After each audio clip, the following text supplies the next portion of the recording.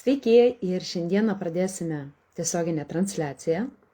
Kadangi vakar buvo būtent nesklandumų, šiandieną pažiūrėsime, kaip šiandien pavyks mums perteikti visą informaciją. Ir mes susitikom dėl to, kad yra toks webinaras, kurį noriu aš jums pristatyti, kaip pavargsti santykius tempti viena. Ir apie ką tai? Tai apie moterį, kuri ilgą laiką taikėsi, prisitaikė ir pajuto, kad santykiai tiesiog ją sekina. Ir jie yra sunkiausia ne konfliktai, ne kalbadieniai ar dėmesio trūkumas, nors jinai ir akcentuoja tai nuolatos. Sunkiausia yra tai, kad jinai pastebi, kaip save santykiuose nustumia į antrą planą. Kai ryte jinai ruošiasi, visus surašė, pusryčiai, vaikai aprūpinti, vyrui viskas sudėta, pietus įdėti, visur yra visi aprūpinti. Ir kas vyksta su jai reikia tiesiog verstis vėliau per galvą, kuo greičiau eiti į dušą, kuo greičiau viską susiruošti, kas liečia ją.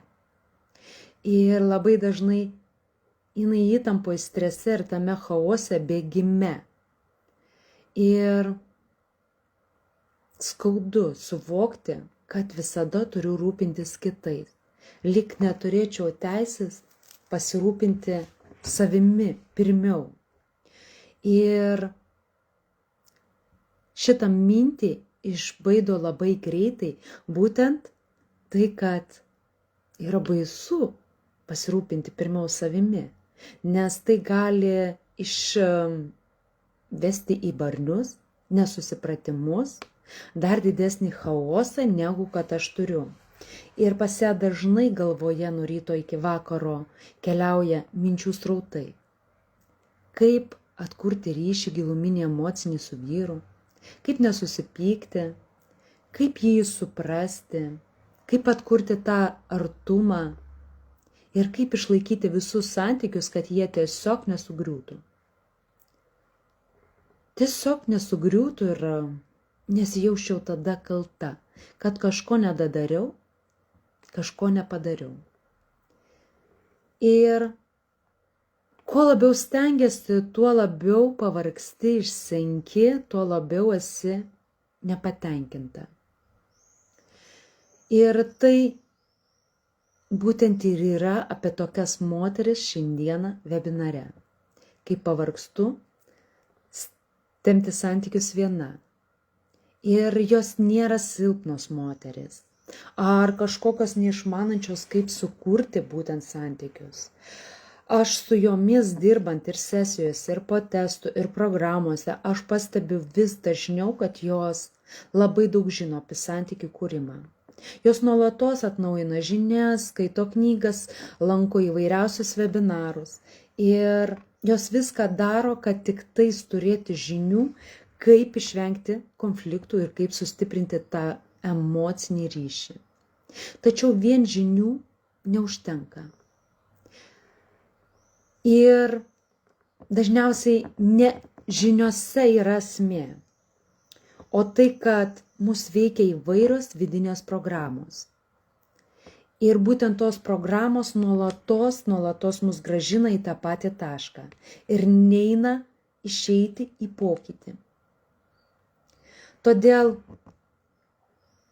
netgi ir, atrodo, viską įdedu, visą savo pastangą, žinias, nors tos ir žinių yra daug, jos neturi struktūros, sistemos, bet vis tiek jų yra daug ir aš bent chaosiškai galiu kažkaip pabandyti jas pritaikyti, bet tos programos sutrukdo gauti rezultatą, kurio aš noriu. Ir šiandieną ne apie tokią teoriją, nuo kurios aš pradėjau. Šiandieną per moterų patirtis peržvelgsime 3 programas, kurios glaudžiai yra susijusios viena su kita ir jos veikia viena, papildo kitą ir ta papildo trečią. Tai yra, jeigu aš laiku nesusitvarkiau su pirmos programos veikiančiom bėdomis, gal kažką praleidau, gal nemokėjau iš to išeiti, aš tiesiog ilgainiui besistengdama išeisiu į kitą etapą. O tas etapas išves į tokią etapą, kai aš būsiu pervargusi, įsitempusi ir nesuprasiu, kodėl aš santykius turiu tempti viena ir kodėl aš negaliu sustoti, kodėl aš vis dar jos tempiu, nors turėtume mes dviese įdėti pastangas išlaikyti santykius. Taigi apie pirmą būtent lygį, tai tą pirmą programą santykiuose, tai kai mano viena iš klienčių, dalyvaujanti programoje, labai ilgai slėpė savo poreikius, savo jausmus ir jautėsi santykiuose nesvarbi, nematoma, negirdima, tokia tuščia iš vidaus jautėsi. Ir kada jautiesi iš vidaus tuščia, norisi dar daugiau dėmesio, dar daugiau artumo, dar daugiau pokalbių. Ir kai pradedi to prašyti, kai pradedi kalbėti apie tai, kaip tu jautiesi, dažniausiai iš vyro tiesiog gauni žodžius, kurie dar labiau tave skaudina. Kad tu prisigalvoji, kad perdedi, kad tau pastoviai kažkas yra negerai. Ir tada susimastai. Ar aš tikrai noriu per daug? Ar man tikrai reikėtų būti kuklesniai? O gal aš tiesiog per mažai dėjau pastangų, kad mane mylėtų, kad aš būčiau svarbi, kad mane priimtų?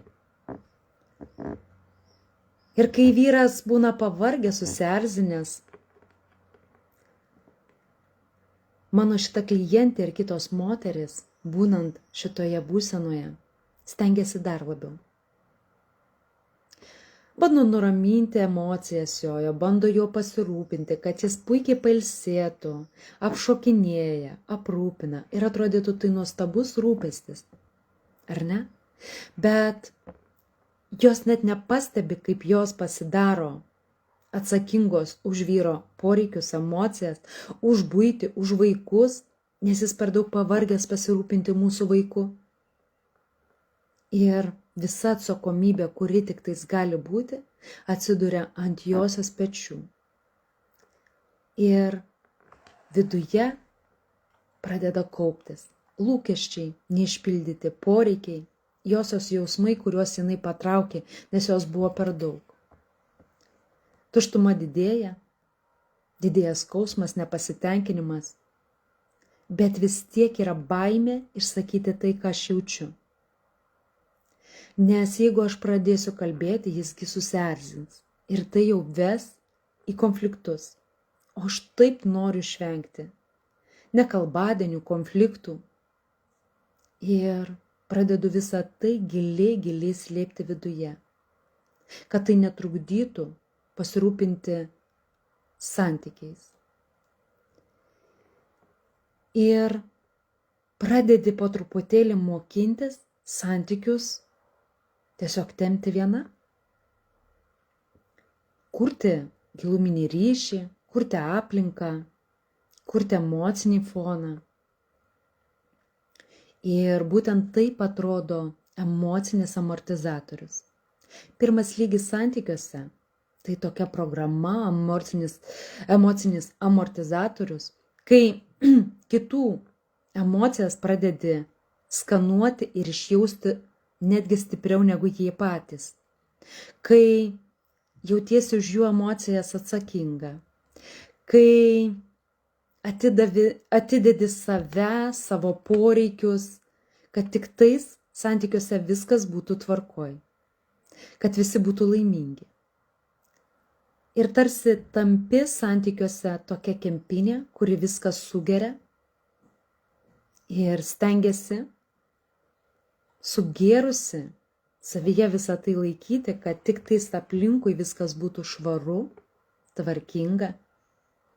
Ir kartais net nepastebi, kad esi. Labiausiai tai išduoda tai, kad yra tas būtent toksai vidinis atstumas. Kai eini prie vyro ir gauni atgalios. Nelįsk, aš pavargęs, ne dabar. Labiausiai tai ir atsispindi būtent šitas momentas. Jeigu yra atstumas tarp tavęs ir vyro ir nėra artumo, greičiausiai santykius veikia emocinis amortizatorius. Ir kada pavargsti būti šitame etape, arba taip gerai apsimokai būti šitame etape ir save pats slinkti į šoną su savo poreikiais ir emocijom, tada pereini į kitą programą, kuri tave paverčia tarsi pentagonu. Kai tu esi visada pasiruošęs, visada esi atsakingas, visada numatai problemas ir visada jas įsprendi anksčiau, negu kada nors visa tai įvyko. Taigi, ir čia pradedam kelionę, mano antros klientės istorija, patirtis, kai josios atrodė gyvenimas iš šono, kaip ir viskas tvarkoj. Truputį pasipyksta, truputį pasibara, bet iš pažiūros tai yra viskas atrodytų idealu. Viskas yra gerai, viskas yra tvarkoj. Nes jinai nuolatos yra įsitempusi ir viską kontroliuoja. Viską numato, viską išsprendžia. Netgi iškilus problemai, į tos problemos sprendimą jinai randa 3-4 būdus, dar net problemai neįvykus.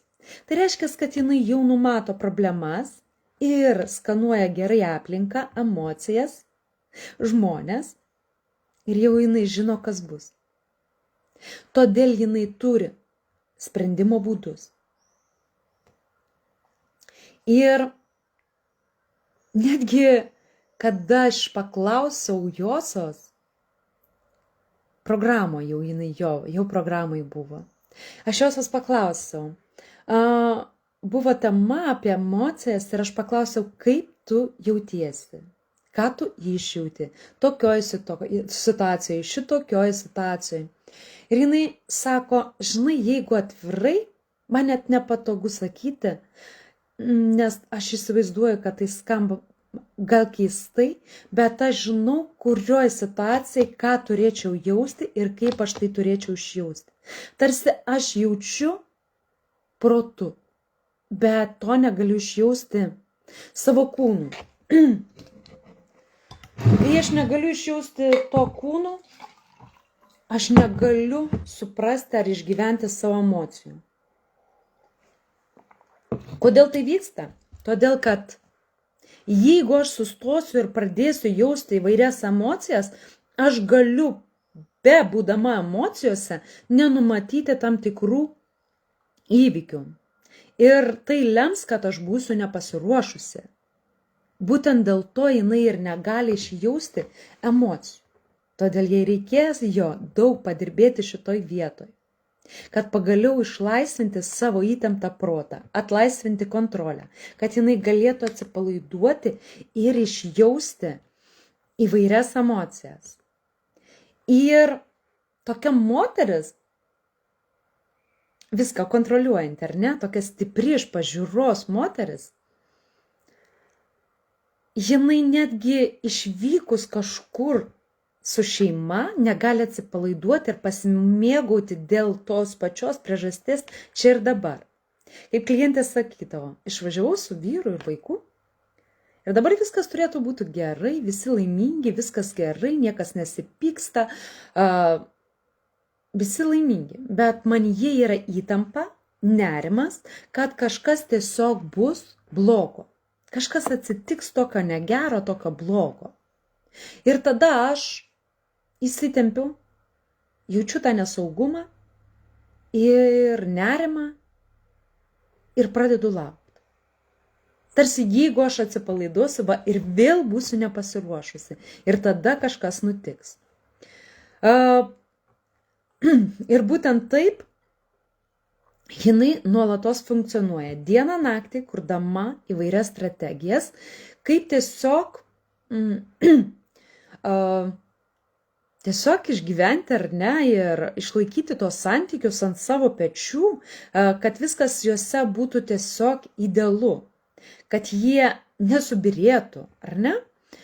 Ir kad jinai nuolatos būtų tiesiog pasiruošusi. Taip, ir joje nuolatos už tą pasirengimą jinai moka tokią kainą kaip įtampa, perdegimas, nuolatinis nerimas, nuovargis. Ir jinai tai jaučia, nesupranta, iš kur tas sekinamas jausmas, nuovargis, nes atrodytų, kaip sakiau, šono viskas yra tvarkoj. Bet yra iš kažkur įtampa, kad kažko reikia laukti. Ir kai jinai įpranta būti būtent tokiam režime, jinai nepastebi, kaip jinai tai padaro tiesiog savo santykių dalimi.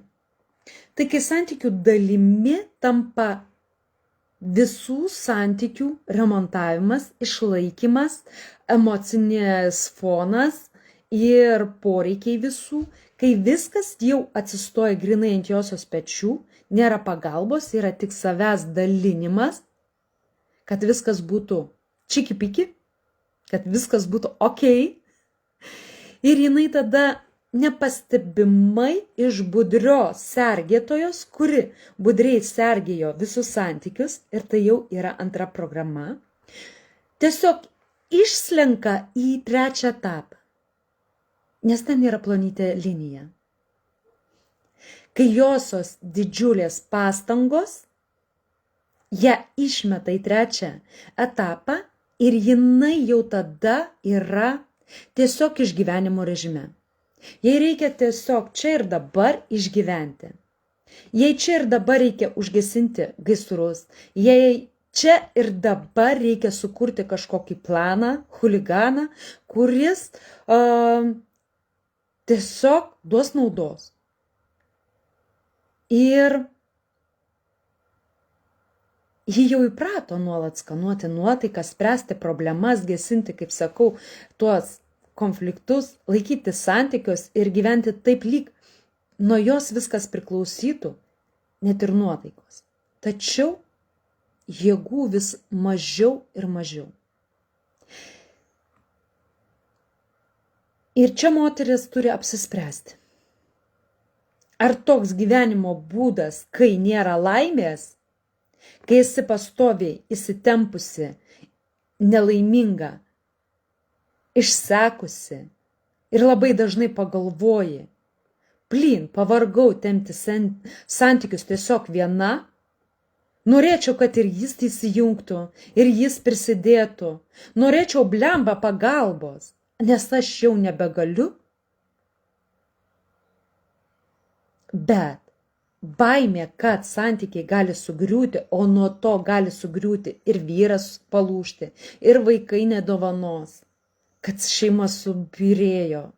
Ir po to dar jausti kaltę už tai, kad šeima subyrėjo per mane, ar ne? Ją sulaiko ir jinai ieško tarsi pasiteisinimų. Tai yra būtent šitos programos pirmas etapas, kai aš ieškau įsitikinimų ir pasiteisinimų. Visos moteris mano giminiai taip gyveno.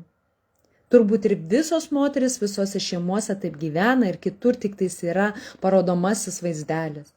Visi pykstasi, visi koliojasi, viskas čia yra gerai. Svarbiausia, mes dar neįsiskyrėm. Tai vienintelis ir yra įrodymas, kad mes mylim vienas kitą ir čia yra viskas su mūsų santykis gerai. Tiesiog galbūt aš per daug reikli. Per daug noriu, per daug reikalauju. Juk tai moters yra pareiga nešti santykius, kurstyti tą židinį ir sukurti tą atmosferą, kurios reikia. Ir tai gimsta tokia idėja, visos taip gyvena, reikia tiesiog pakentėti, negaliu sustoti, galbūt rytoj bus geriau. Arba įvyks kažkoks stebuklas. Ir mes nustosim pyktis. Ir su šita idėja moteris kitos nugyvena iki senatvės. Nesiskyrę, nelaimingos ir pasilaikydamos šitą idėją viltimi, lyg gyvasčių dar truputėlį turėti kvėpavimo. Ir kitos moteris šitame etape randa dar vieną kelią. Tai būtent tokios moteris pagalvoja, kad aš jau nebegaliu taip gyventi. Jom kyla idėjos, kad galbūt ne tas vyras šalia, kad galbūt su manim kažkas negerai, o gal su vyru kažkas negerai, gal su santykiais kažkas negerai, gal iš vis kažkas negerai, gal kažko aš nepastebiu, nematau, gal kažko aš tiesiog nesuprantu. Ir jos pradeda ieškoti, ko jos nemato. Ir kaip išeiti būtent iš šito ciklo. Bet vidinė kaltė ir atsakomybė už visus labai dažnai jas vis dar bando grąžinti į pirmą kelią, sulaikyti nuo pokyčio. Ir va tokios moterys, kurios neša atsakomybę už santykius, vienos, jos nebemoka tiesiog ilsėtis. Jų kūnas nuolatos būna įsitempęs, tiesiog rodo tam tikrus signalus. Tai trūkčioja, tai krūpčioja. Tai skauda, nežinai netgi dėl ko. Ir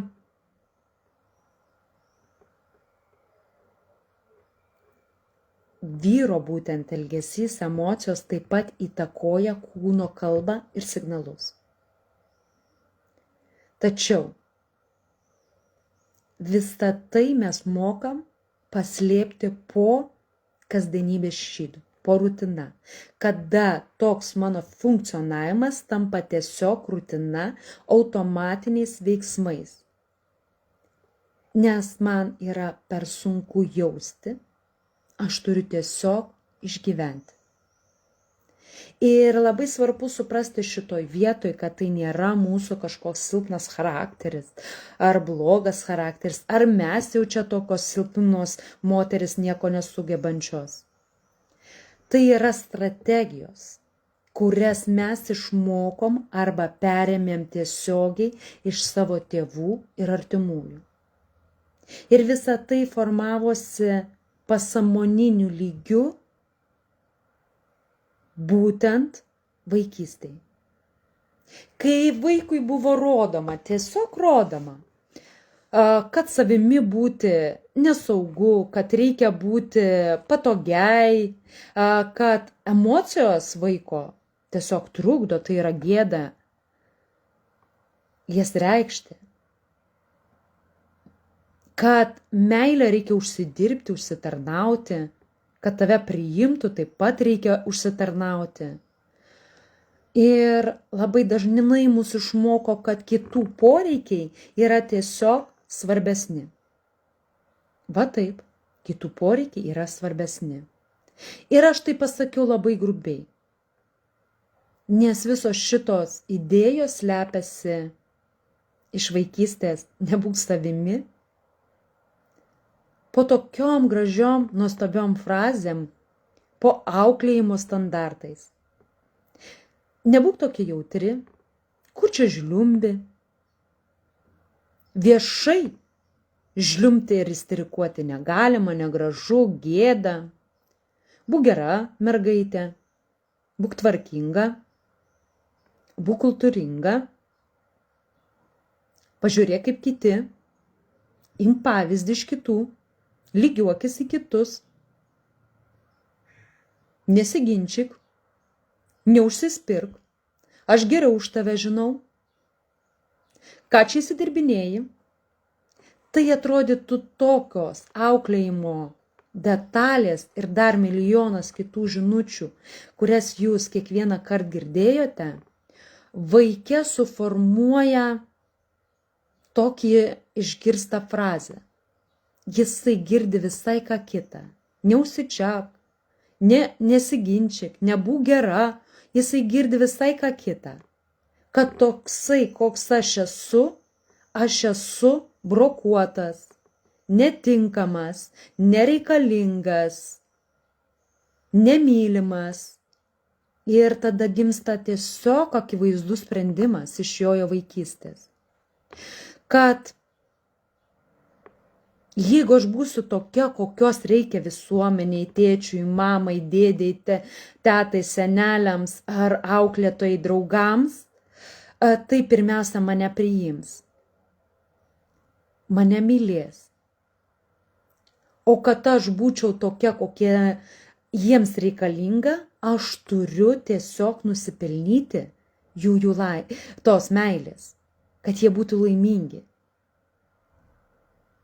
Aš turiu užsitarnauti jų tą dėmesį, meilę, savo patogumu, nesišaukimu,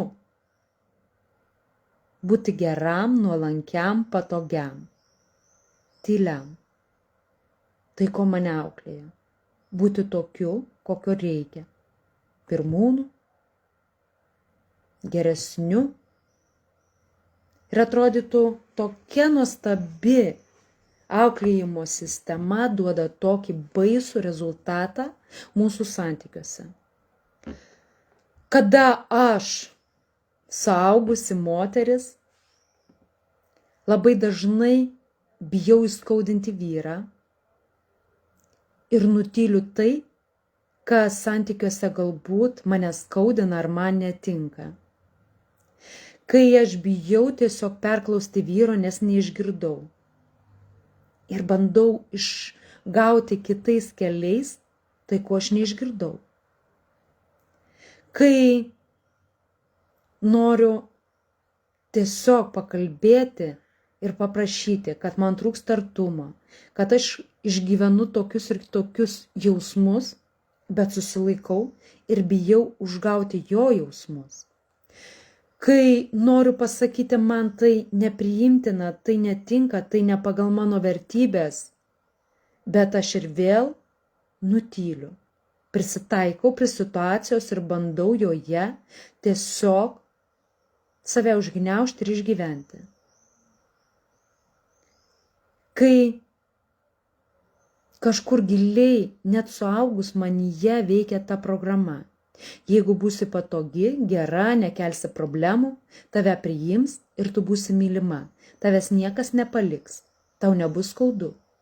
Tai kodėl tada kiekvieną dieną, kai aš stengiuosi nuolat užsitarnauti meilę, man taip skauda?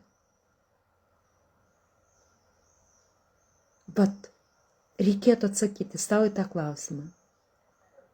Kodėl man taip skauda? Kodėl aš nuolatos esu pavargusi? Kai man tenka kurti ir daug eikvoti energijos, kad būti tokiai, kokios reikia visuomeniai, šeimai, vyrui, darbdaviui. Ir kaip yra svarbu suprasti, kad būnant savimi, tau tiek energijos nereikės. Bet tai yra beprotiška idėja. Jeigu aš būsiu savimi, tai yra lygu mirtis. Visi mane paliks, niekas manęs nemylės, visi santykiai su žmonėmis subirės, nes aš būsiu ta rakšti subiniai, būsiu nepatogi, galbūt agresyvi. Ir todėl aš ir vėl grįžtu prie tos idėjos, kad reikia būti tokiai, kokios reikia visuomeniai. Ir man dėl to skauda, kadangi aš išduodu save, savo atsukų užpakalį, užuot apkabinusi ir paguodusi save, užuot išmokusi būti savimi, neskaudinant savęs ir kitų. Ir mes ne apie silpną moterį, ne apie blogo charakterio moterį, ar ne apie moterį, kuriai kažkas yra negerai. Mes apie santykių strategijas, kurias mes išmokstam, kad būtumėm priimtos, mylimos, bet tai labai brangiai kainuoja. Brangiai kainuoja ne tik mano vidinį saugumą, ramybę, kainuoja energiją, kainuoja mano poreikius, mano tikrumą. Ir galbūt gyvenime manęs reikia tokios, kokia aš gimiau.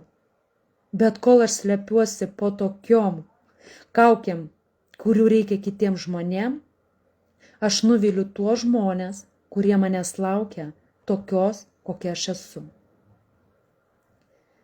Kuriems reikia manęs tokios, kokio aš esu.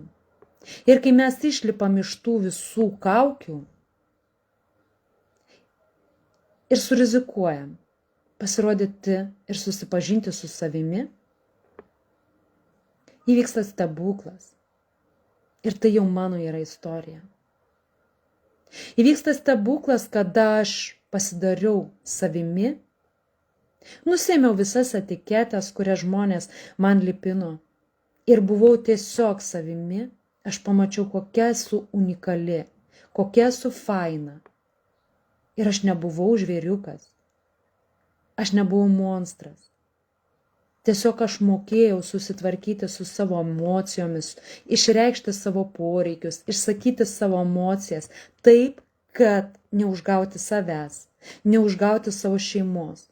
Šeima mane pradėjo dar labiau gerbti ir mylėti. Tai ta pati istorija ir mano klienčių. Kai dirbant santykiuose su savimi, kad atrasti savęs santykiuose, jos man pradeda dalintis tokiomis idėjomis kaip, žinai, aš po tiek metų su sese pasėdėjau ir pakalbėjau kaip su sese, ne kaip su mama. Mes daugiau nebesipykstam. Mes pradėjom atkurti giluminį ryšį. Kai klientė sako, aš pagaliau nuoširdžiai pakalbėjau su mama. Aš pagaliau suprantu savo mamą. Aš pagaliau suprantu tėvus. Yra svarbu suprasti savo tėvus. Tėvai davė tiek, kiek jie galėjo. Ir jie visas šitas sistemas taip pat pasėmė ir išmoko. Todėl jie kiek turėjo, tiek davė. O mūsų yra pareiga, tai kas jau nereikalinga ir kas kenkia, nebeperduoti savo vaikam, o perduoti naują sistemą, kuri galėtų padaryti ne tik mūsų gyvenimus laimingais, bet ir mūsų vaikų. Vat su šita idėja ir aš dirbu. Ir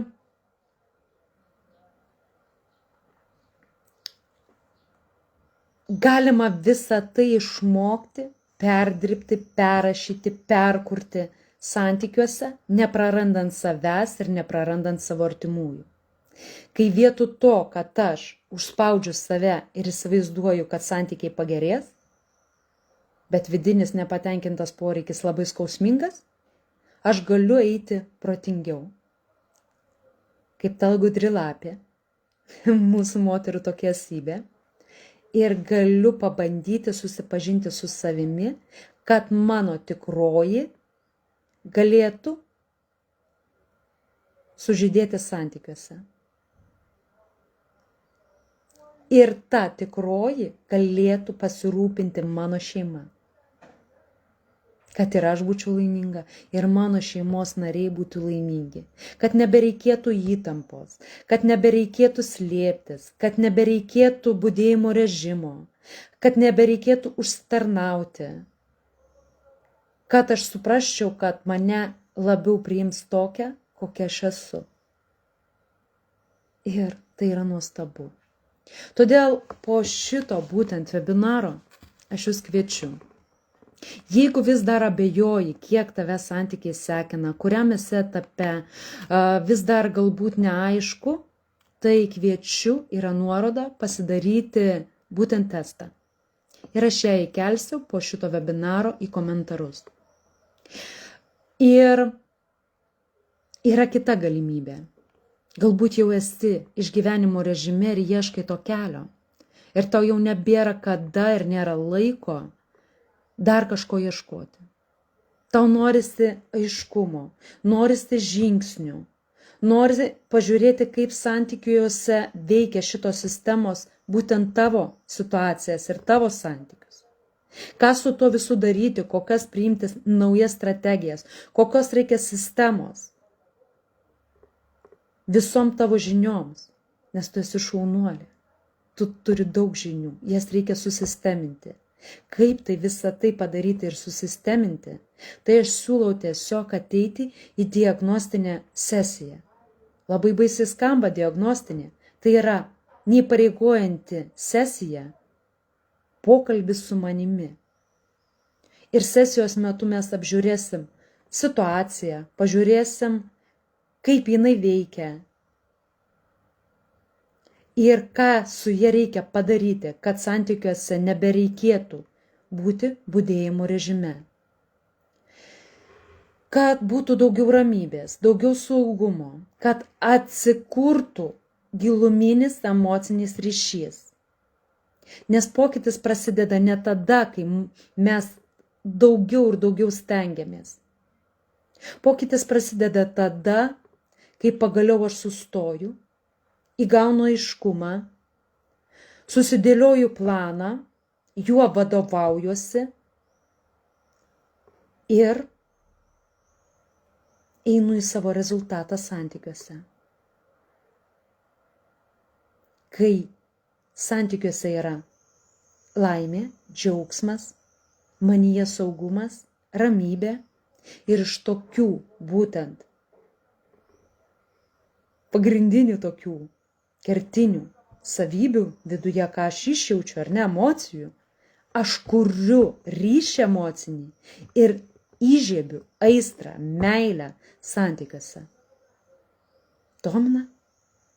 Tai taip pat į komentarus įdėsiu būtent nuorodą ir galėsim susitikti ir pasikalbėti, be įsipareigojimų.